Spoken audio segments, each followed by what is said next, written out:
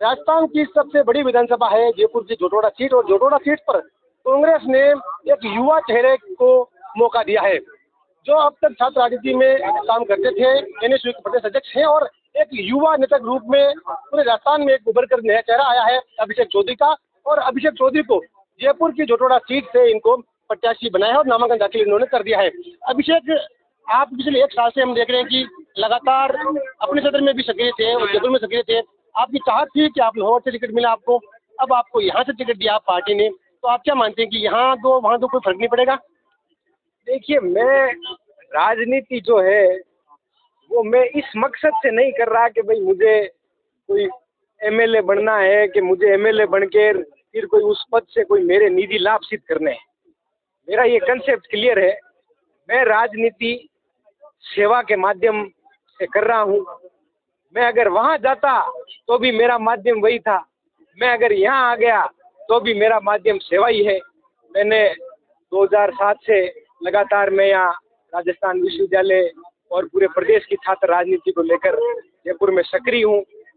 मेरे हजारों नौजवान साथी मुझे आगे से पिछले 24 घंटे तो भी हुए ही नहीं है, मानो कुछ 17-18 घंटे ही हुए हैं।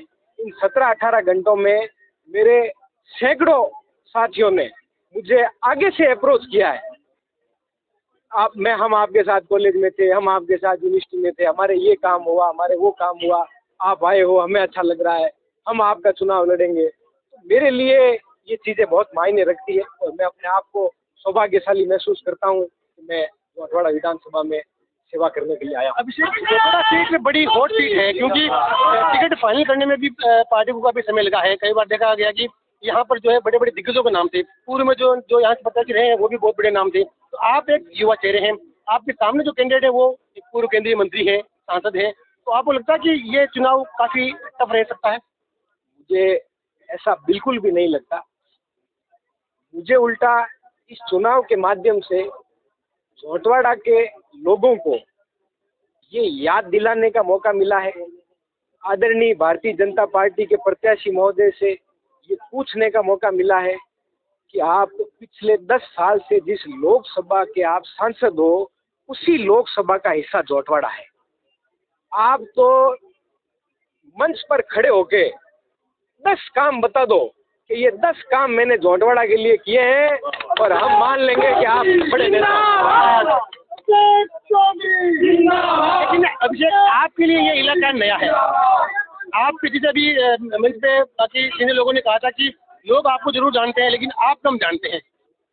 देखिए, मैं यहाँ कभी इस मकसद से बहुत ज़्यादा घुमा फिरा नहीं, लेकिन चाहे हमारे योग्यशाला का कार्यक्रम हो, चाहे महिला सशक्तिकरण को लेकर संकल्प जो कार्यक्रम हमारा चल रहा है, इस तरह के सामाजिक कार्यक्रमों के माध्यम से मैं लगातार जयपुर जिले में भी सक्रिय रहा हूँ।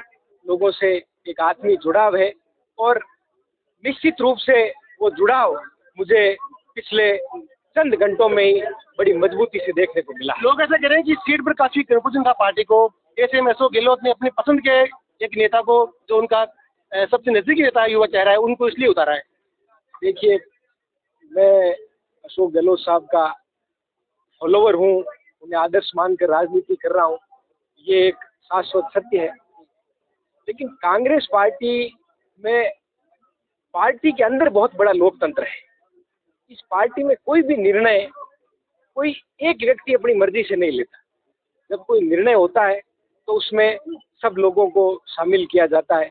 उस निर्णय से जो व्यक्ति सबसे ज़्यादा सीधे रूप पर प्रभावित हो रहा है, उसकी राय को विशेष तरजीह दी जाती है।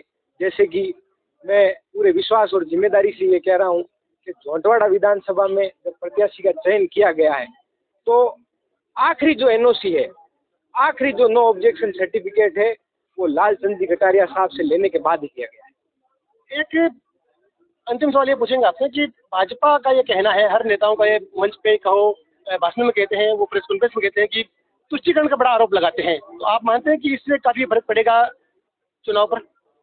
देखिए, हमें एक मजबूत समाज बनाने के लिए हमें एक सौहार्दपूर्ण जोटवाड़ा, सौहार्दपूर्ण जयपुर, सौहार्दपूर्ण राजस्थान बनाने के लिए हमारा मकसद ये होना चाहिए कि हम इंसान को इंसान समझें, हम मानवता के भाव से इंसान से रिश्ता रखें, ना कि उसकी जाति पाति ऊंच नीच। तुष्टिकरण के आरोप में ये कहते हैं कि अभी रामनवमी के दिन पत्थरबाजी हो जाती है या और जगह जगह जो दंगे हैं उनको लेकर कहते हैं कि एक तरफा कार्रवाई होती है। जिस तरह से अभी जयपुर में एक हुआ था घटनाक्रम जिसमें एक आर्थिक रूप से मदद दी थी, तो उस तरह की बात क्या बोले? ऐसा बिल्कुल नहीं है। कांग्रेस पार्टी में, कांग्रेस पार्टी की सरकार ने हमेशा से किसी भी अभद्र घटना पर एक तुलनात्मक तोल मोल कर न्यायपूर्ण निर्णय किया है। ऐसा कांग्रेस पार्टी ने कभी नहीं किया। सरकार की जो गारंटी आई है 10, वो अंतिम समय में आई है, करीब 6 महीने पहले आई है। लोग कहते हैं कि पहले क्यों नहीं आई? देखिए, कोई पॉलिसी जब आती है, कोई पॉलिसी जब बनती है तो एकदम से नहीं बनती है। पॉलिसी बनाई जाती है कि जनता क्या चाह रही है, जनता के क्या हित में है, क्या बने जिससे जनता को लाभ हो। और जब ये चीजें बनती है, जब ये बुनती है, तो इनमें समय लगता है। और जब ये अच्छे से बुन जाती है, जब ये खाका तैयार होता है, तब ये एक नेचुरली, एक अपने नेचुरल तरीके से, प्राकृतिक रूप से ये जनता के सामने आता है। और आप देखिए ना, कांग्रेस की सरकार ने इस समय में भी क्या करने में क्या कमियां रखी। थोड़ा जितना समय मिला उतने ही समय में हर एक दिन को आदरणीय मुख्यमंत्री जी ने ये सोच कर दिया है कि मैं राजस्थान के लोगों का इस एक दिन में क्या ज्यादा से ज्यादा भला कर सकता हूँ। बहुत बहुत धन्यवाद अभिषेक। तो ये अभिषेक चौधरी है, इनका कहना है कि किस तरह से पार्टी में इनका भरोसा जताया है, वो उस भरोसे पर खड़ा होते हैं। और जो काम प्रदेश की कांग्रेस सरकार ने किया है उसके हिसाब से लोग सरकार के समर्थन में हैं और दोबारा से कांग्रेस की सरकार प्रदेश में बनेगी।